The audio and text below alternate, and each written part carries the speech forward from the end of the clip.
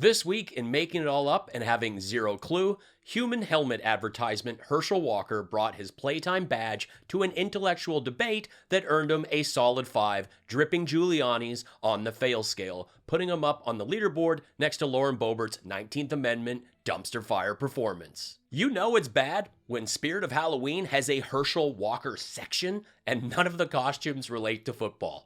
Kim Jong-un dropped this beauty of a photo, hoping Sarah Sanders got a glimpse of his North Korean boss hog look.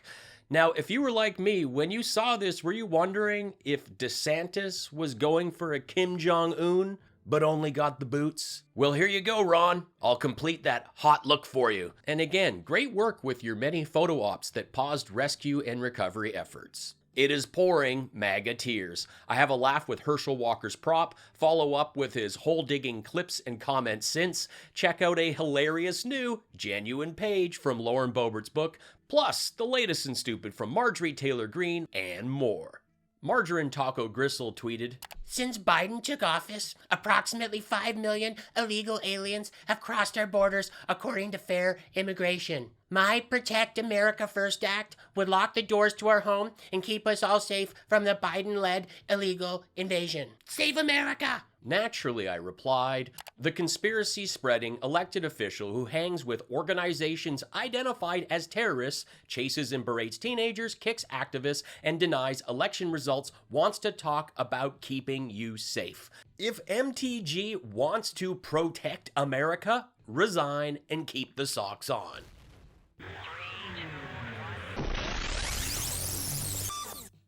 Accountable.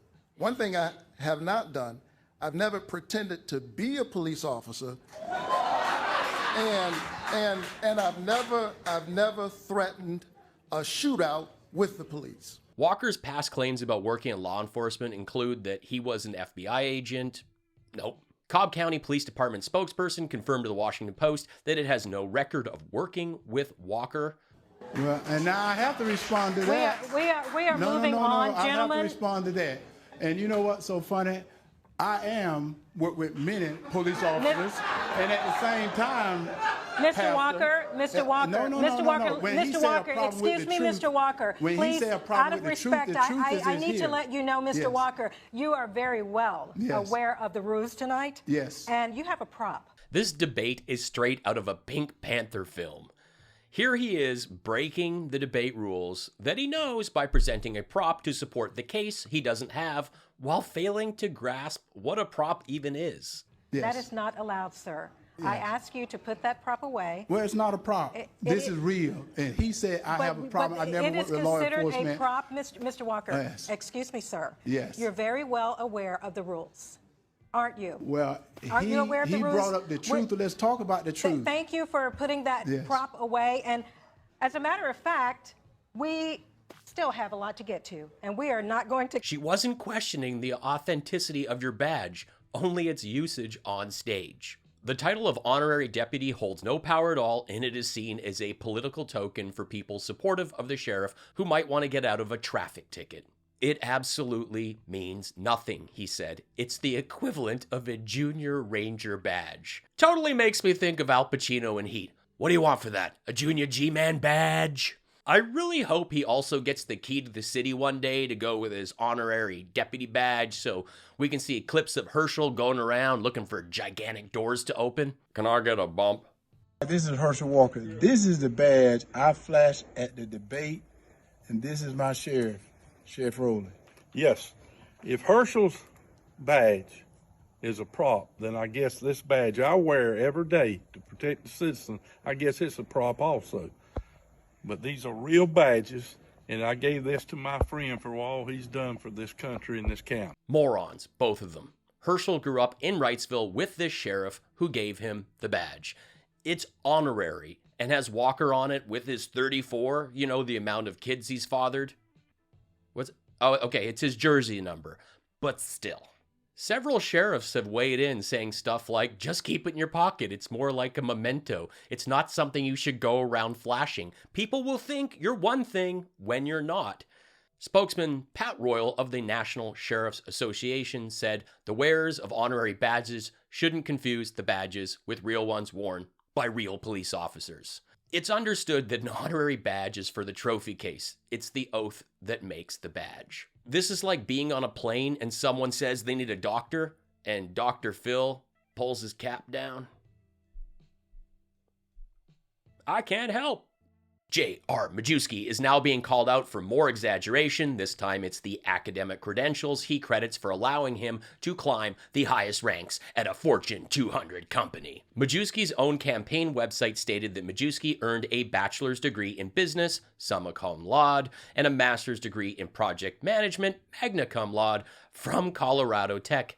And the site now has scrubbed any reference to Mr. Eaglebump's graduating with honors. The combat veteran went to Colorado Technical University, a private for-profit school offering online and in-person degree programs, where Majewski earned a bachelor's degree in business management with a concentration in human resources and a master's degree in project management.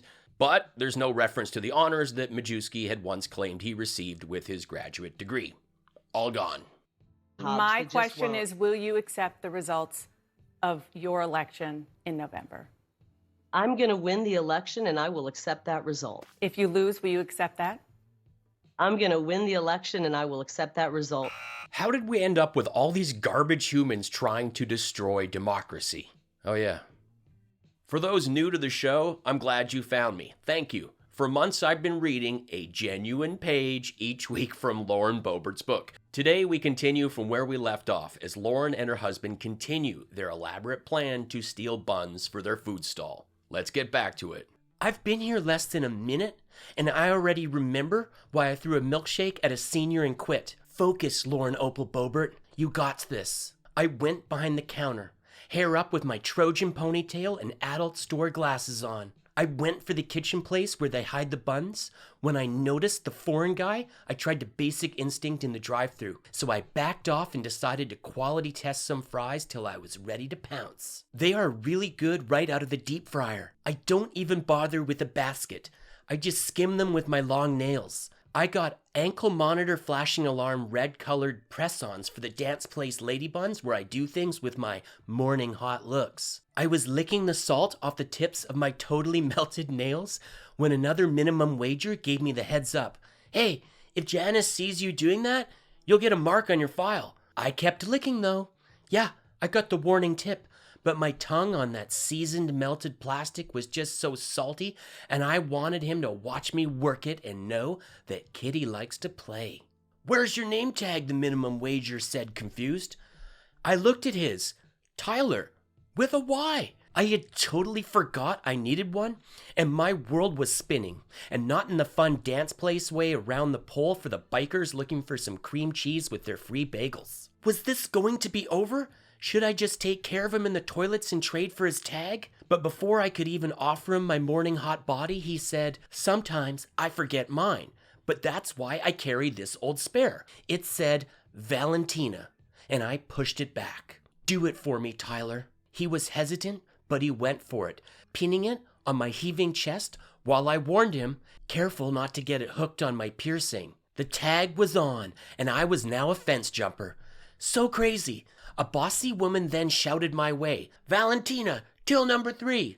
This was Janice, and I needed to raise no red flags, so Valentina Boebert put on a smile, a perfect Mexico voice, and began taking orders. I was just pushing buttons with different colors and a lot of confidence. I have no idea what did what anymore. I gave some people too much change and some none at all. Counting is super dumb.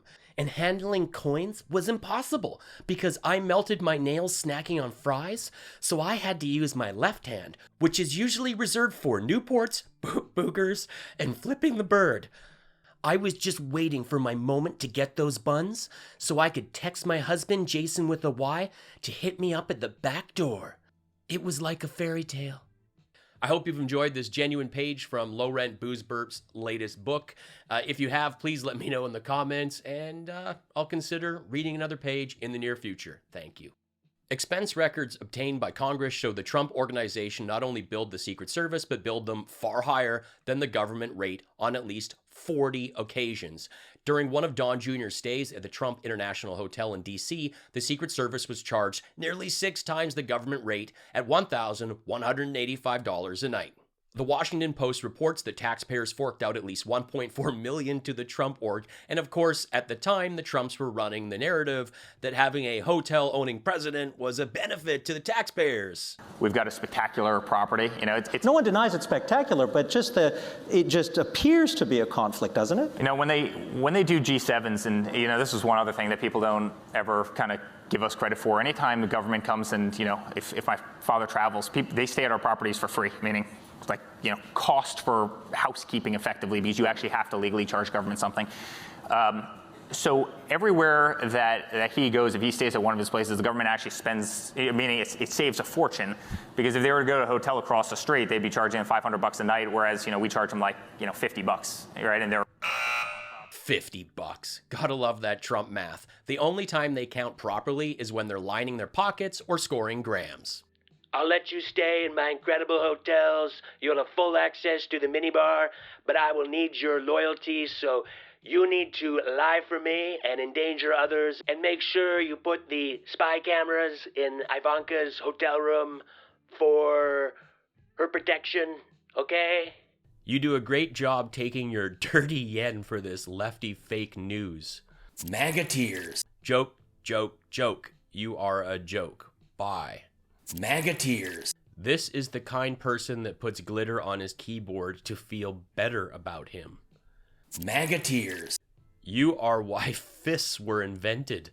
MAGA tears. Thanks so much for watching. Help me out by sharing this video or posting it on your social media and following me on mine. It costs you nothing and makes a huge difference for me. I am a one-man show here, from script to screen, the editing, even the graphics. So if you can afford to, please throw me a tip with the easy PayPal link or smash that super thanks button, and be sure to check out my mugs and stickers that go great with those MAGA tears. I am a stand-up comedian. I've played in 35 countries and have toured with Jim Jefferies for several years. I have 3 albums. You can stream them on Spotify, Apple Music, or catch them on SiriusXM. Thanks for watching. Life's short. Be cool, be kind, take care.